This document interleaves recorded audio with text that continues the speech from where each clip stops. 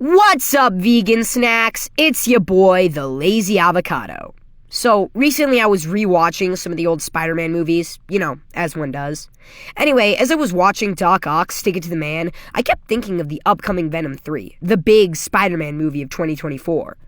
And then I remembered that Madam Web existed. We all remember Madam Web, right? The not-so-impressive flop of a Clarkson movie. I'm gonna be honest, I was really excited for it. But then again, I get excited anytime a Spider-Man movie shows up. But the more I think about it, the more I think we're getting it all wrong. Madam Web wasn't a bad movie, it was just poorly executed. Let me explain.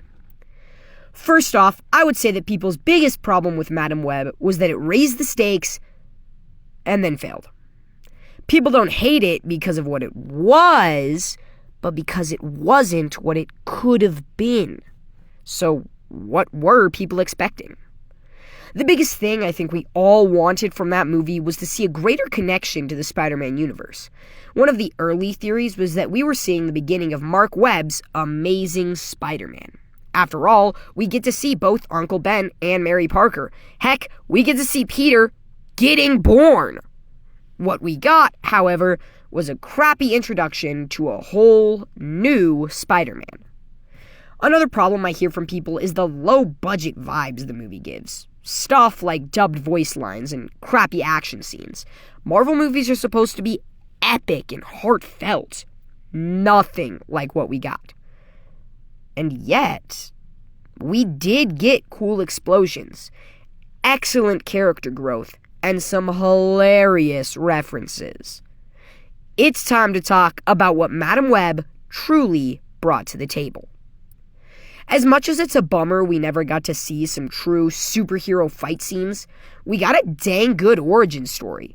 The movie follows Cassandra Webb as she uses her future-telling abilities to protect the young superhero trio of Julia Cornwall, Anya Corzon, and Maddie Franklin, better known as the Spider People, Spider-Woman, Spider-Girl, and another Spider-Woman. Yeah, Stan Lee wasn't that great with coming up with names.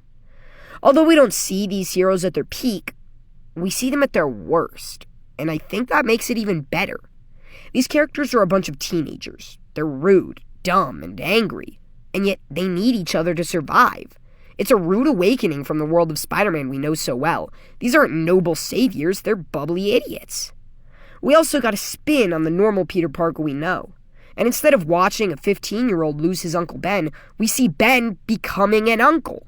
It destroys the status quo, and for some reason, people treat that as a bad thing. I think that 2024's Madam Web was nowhere near perfect, but it did something everyone else was too afraid to do. It tried something new, and for that, it deserves a round of applause. Thanks so much for tuning in.